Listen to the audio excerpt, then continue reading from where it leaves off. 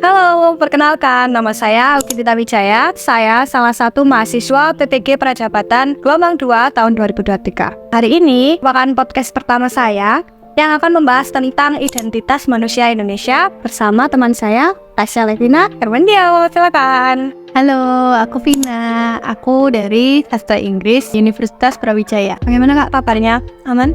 Aman dong. Ya Kak, mempelajari tentang apa ya di sastra Inggris itu? Untuk sejarah dan budaya mungkin lebih ke British American people ya. Oke, jadi kita nanti fokusnya ke situ ya, British dan American people aja.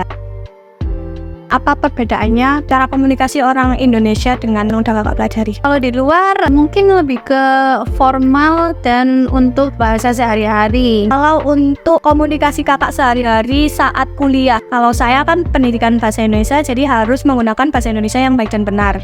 Kan setahu saya di Universitas Brawijaya itu mahasiswanya lebih beragam. Nah, itu bagaimana cara komunikasi mereka dan juga apakah kalau di sastra Inggris lebih sering menggunakan bahasa Inggris atau bahasa Indonesia? Kita lebih ke switch language. Kalau sama teman, apalagi yang mungkin dari daerah Jawa juga, kita bisa pakai bahasa Jawa. Tapi pasti ada 1-2 kata yang kita pakai bahasa Inggris. Oke. Kalau untuk komunikasi dengan dosen, sudah pasti bahasa Indonesia dan bahasa Inggris kalau di kelas. Oh, oke. Meskipun hanya di perkuliahan, kita juga bisa melihat perbedaan antara mahasiswa dari daerah A, B, C, D, tapi tetap ketika formal atau di forum pendidikan, mereka pakai bahasa Inggris dan juga bahasa Indonesia. Seperti itu ya. Oke, untuk pertanyaan selanjutnya ya Kak. Kan kita tadi sudah membahas tentang cara berkomunikasi. Nah, kira-kira menurut Kakak, ciri manusia Indonesia selain cara komunikasinya itu ada apa lagi ya? Yang pertama mungkin cara berpakaian ya. Kalau mungkin karena materi yang kita pelajari dan budaya-budayanya bisa dikatakan juga liberal. Jadi kita untuk berpakaian kita lebih bebas dan berekspresi sesuai diri kita aja sih. Dan kalau kakak pernah main ke fakultasku, pasti bisa lihat sih bedanya dari gaya pakaian OTD-nya anak sastra Inggris sama anak mungkin sastra Prancis, apalagi yang pendidikan itu juga beda banget. Kalau di jurusan saya kan kebetulan pendidikan bahasa Indonesia kami harus pakai kemeja, misalnya seperti itu, dan juga pakai rok atau celana kain. Jadi seperti itu. Oh iya, ini tadi kita ngobrolin ciri khas manusia Indonesia ya. Oke. Aku kepikiran sih mau nambahin mungkin dari budayanya juga ya.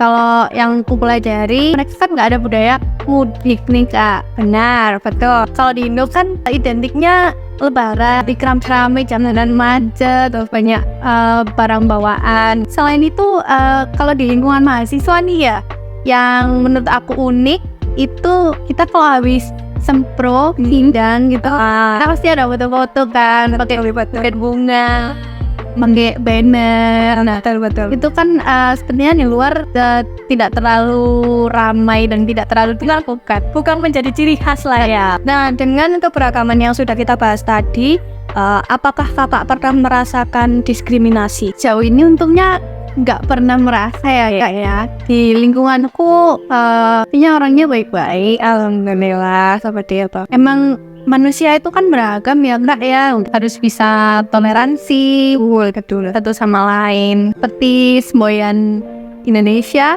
Bhinneka Tunggal Ika, betul, berbeda-beda tetapi tentu ya. Oke. Tadi kakaknya sudah menyinggung tentang toleransi dan berkebinekaan.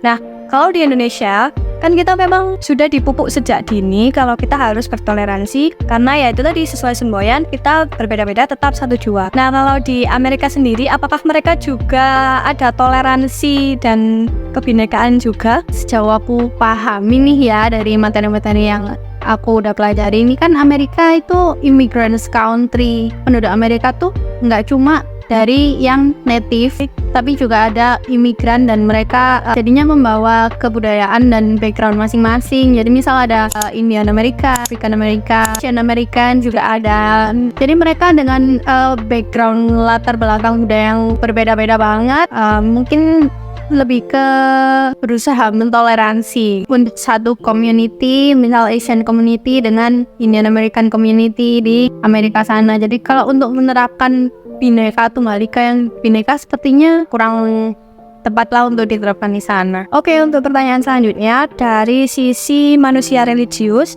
kalau di Indonesia kita sudah ketahui ada 6 agama yang diakui di Indonesia. Nah, apakah di Amerika juga ada 6 agama yang diakui atau enggak? Kalau untuk jumlahnya aku kurang tahu juga ya Kak ya, tapi dari sejarah yang udah aku pelajari di waktu kuliah, mayoritas mereka beragama Kristen. Oke. Lalu ada Yahudi, Islam pun ada. Memang mereka beragam itu tadi kan ya. Iya betul. Oh, berarti itu ya representasinya biasanya itu dari film-film horornya. Iya. Nah, kalau di Amerika mereka film horornya lebih ke Christianity, tentang eksorsis. nah Kayak film ada The Nun, The Unholy, ya, dan lain sebagainya. Kalau di Indo kan ya, karena kita juga negara yang mayoritasnya penganut agama Islam, jadi kental gitu kan sama ajaran-ajaran Islam. Kayak film yang terbaru ada yang Munkar, Orin juga, Pengabdi Setan, ada scene sholat dan lalu itu serem banget karena kita relate banget, dekat banget kan soalnya dengan hal-hal tersebut. Nah, untuk pertanyaan yang selanjutnya kan hampir mirip dengan masalah agama tadi Kak. Di Indonesia ini kan juga kental dengan kepercayaan masyarakat, adat, dan kebudayaan yang masih dilestarikan hingga sekarang. Nah, menurut Kakak bagaimana tentang keberagaman hal tersebut? Kalau untuk keberagamannya sudah pasti beragam ya, karena Indonesia tuh kan terdiri dari berbagai suku, etnis, ras juga. Karena kita tadi ngomongin film ya, dari kepikiran sin melayan atau berkabang ya. Mereka kan pasti pakai pakaian yang hitam-hitam ya, gitu. Itu kan juga salah satu kebiasaan ya masyarakat. Tapi kalau di adat Tionghoa beda lagi nih. Karena untuk berkabung itu mereka biasanya lebih menggunakan warna putih-putih. Malah putih ya? Karena putih dalam adat Tionghoa itu melambangkan kemurnian dan kesucian. Oke. Kalau menurutku adat, kebudayaan atau kebiasaan yang sering muncul di film Indonesia itu lebih ke film yang mengangkat tema horor dan religi ya. Yang aku ingat juga itu ada di Pengabdi 2, setelah scene kejadian di lift itu kan banyak yang meninggal. Nah, itu setelah itu mereka melakukan tahlilan. Nah, tahlilan itu salah satu upacara adat yang masih kita lestarikan hingga sekarang kan Kak. Oke, karena kita udah ngobrol panjang banget nih tentang kebudayaan atau identitas manusia Indonesia. Jadi hal yang bisa saya tarik dari obrolan kita kali ini adalah memang Indonesia ini sangat beragam karena tadi banyak suku, ras, agama, dan budaya dan lain sebagainya. Kita harus tetap melestarikan, toleransi juga. Dan juga kalau dari sisi pendidikan kita harus memfasilitasi kebutuhan anak-anak karena ragamannya tadi. Oke, sekian podcast hari ini. Semoga ada manfaatnya ya untuk teman-teman yang menonton. Sampai jumpa di konten-konten selanjutnya. Dadah!